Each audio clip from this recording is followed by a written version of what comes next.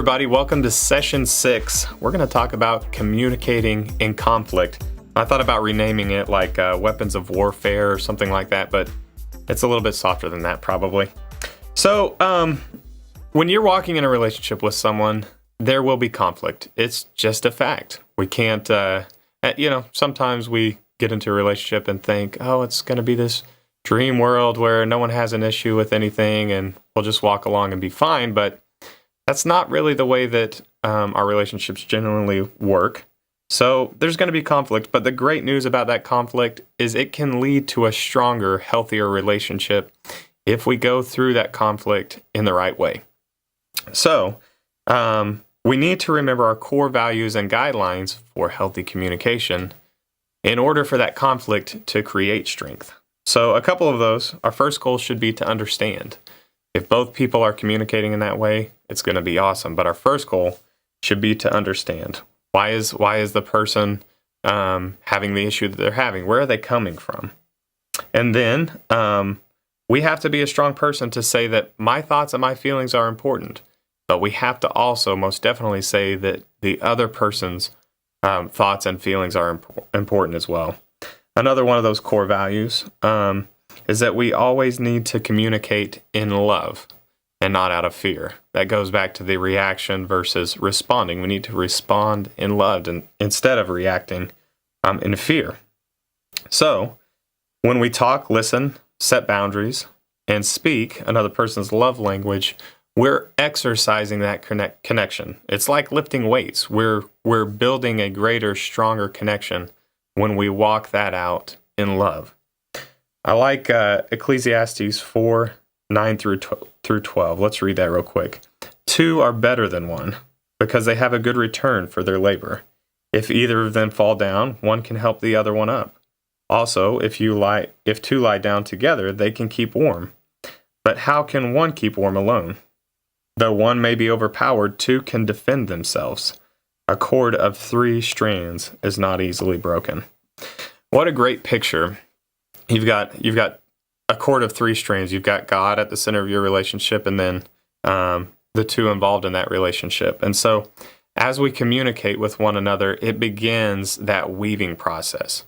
If you have a cord of 3 strands and it's separated, that's easily broken. That's easily broken, just one at a time. It's even easy to cut. It's easy to probably even pull apart. But as we talk to each other, that weaving and that bond and that connection becomes greater and much, much more powerful, much stronger. So the important thing is that we don't wait until we're already in conflict to test that connection or to test that bond. So basically, if we were only testing it when we were in conflict, we'd try and start weaving this together just really quick, right as we're already in the midst of something causing stress on that. So if we walk in that connection on a day-to-day basis, we practice communicating with one another in love and not reacting in fear, we begin that weaving process. And then when conflict comes, we're so much stronger. We're ready for that because we're exercising it regularly.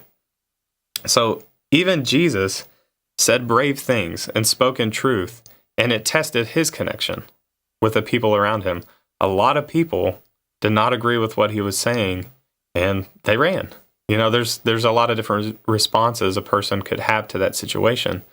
But the people that did stay, the people closest to him, that were willing to stay in that connection and listen to the truth that Jesus was talking, they eventually changed the world. So it's important that we stay in those relationships when tested, if they're healthy, Christ-like relationships.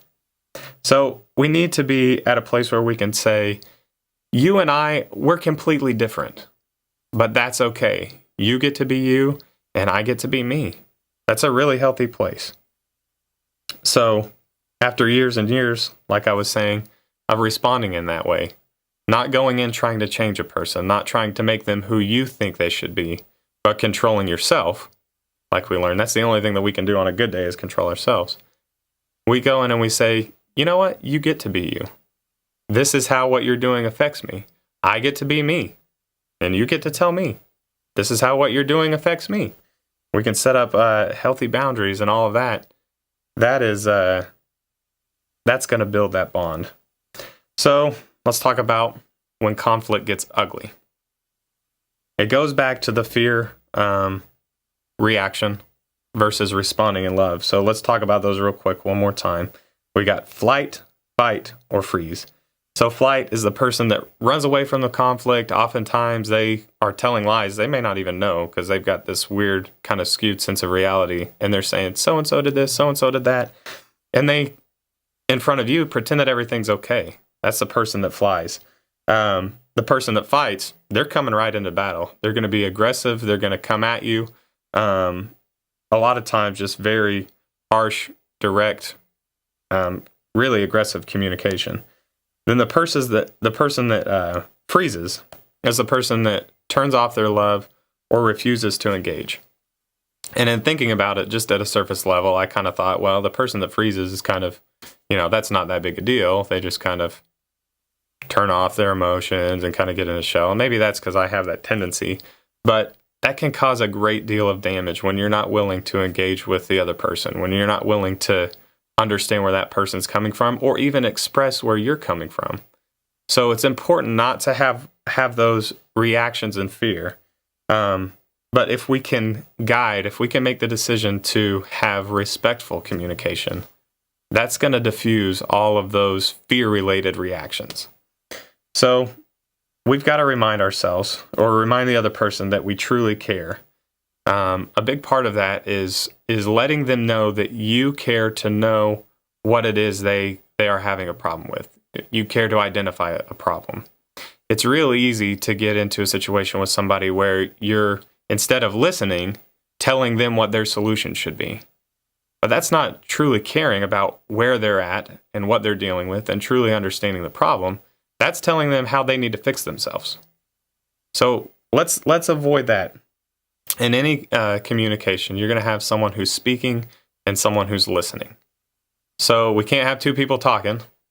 They're not going to hear each other. We can't have two people listening because that's the freeze scenario. Everybody's sitting here just quiet. Nothing's going to get resolved that way. You're not going to build a stronger connection that way. But the example they used in the book was like a TV and a Blu-ray player. So the Blu-ray player is going to be the one communicating. They're going to read the disc, and they're going to communicate what should be displayed. So that's the person speaking.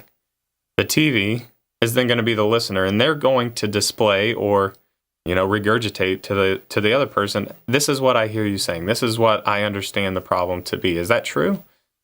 And then you may go back, and the speaker may say, no, that's not true at all. So now we paint a new picture. Now we put a new picture up on the TV, and see if that's right. It's important to go through that process to truly understand what's actually going on. So it's also okay if you get into the middle of a conflict to say, look, this discussion is not respectful. We're not able to respect one another in it, so we're going to have to put it on hold until we can engage and be respectful with one another. It's okay to say that. We don't always have to get to the end of a conversation right then and there, but it is incredibly important to respect one another in it. So, as the listener, or as the TV, like we were talking about, the questions we need to be asking are what you need and what I need to do. So if I'm talking back to that, or if I'm listening to that Blu-ray player, I'm saying, what is it that you need and what do I need to do? How do I need to respond to what you're giving me? And that's a servant's heart. That's taking a servant's approach. Imagine if both people in that relationship are taking that approach. Imagine if the other person cares as much about you as you seem to care about yourself, and vice versa. How healthy is that going to be? But the great thing about that is it totally dissolves and diffuses those fear-based reactions. It puts that conversation in an area of respect and an area of responding in love. So even though the problem may not be solved, our effort to protect our connection will keep that problem under control. It won't allow it to escalate and go beyond what it really is. So if I care about a person more than I care about the problem I have with them, it's never going to get out of control because I know that person, I know their heart for me, and I'm not going to be looking at the problem, I'm going to be looking at them. If we look at the problem, we focus at that problem, it's going to be really easy for that thing to grow and become extremely aggressive and destructive. But when I focus on that person, I can keep that connection strong. And a disagreement doesn't have to, at that point, result in division. We can maintain closeness that way. So there's a lot of great things packed into this. I know your discussion is going to be great. Have a great session.